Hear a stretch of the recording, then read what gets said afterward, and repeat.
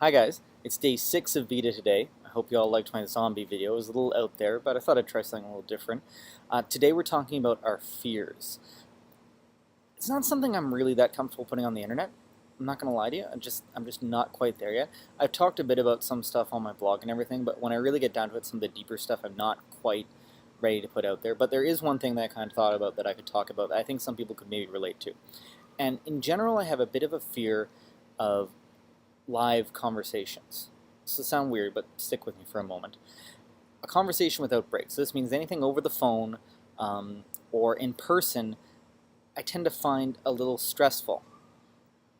And I think this just comes from when I would kind of watch a movie as a kid or when I watched a TV show. I watched a lot of movies and TV.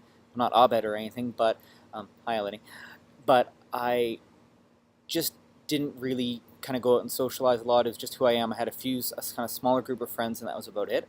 So my perception, I think, was a little colored. I thought things were always supposed to flow as easily as they did in the movies, and obviously they don't in real life. And I wasn't really, with the idea of making conversation, to me, if you talking about the weather, talking about whatever, seemed to me like the conversation was failing.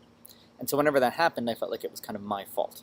So the idea of kind of, for me, being stuck in a car with a complete stranger and having to make conversation for a long period of time, to me, is almost my biggest fear, practically.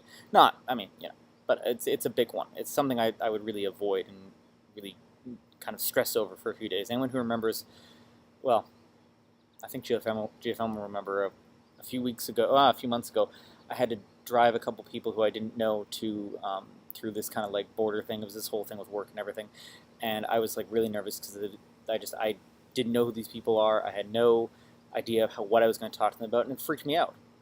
And we ended up doing fine. I mean, not anything, we weren't going to be best friends or anything, but you keep the conversation going. And that's kind of what I've learned, is you keep talking, and you even talk about things that you may not think someone's interested in just because they might be. Like, as a bit of a nerd and as a bit of a geek, I often think no one's going to be interested in my World of Warcraft stories or my vlogging stories or my blogging stories, and I've kind of learned to say, screw it. You're not interested? That's too bad. I'm going to talk about it a little bit, because these are things I like, and these are things that are entertaining to me. And I'm not going to go on at crazy lengths, but I think it's worthwhile sometimes just to kind of go out and say, this is who I am, and, take it or leave it.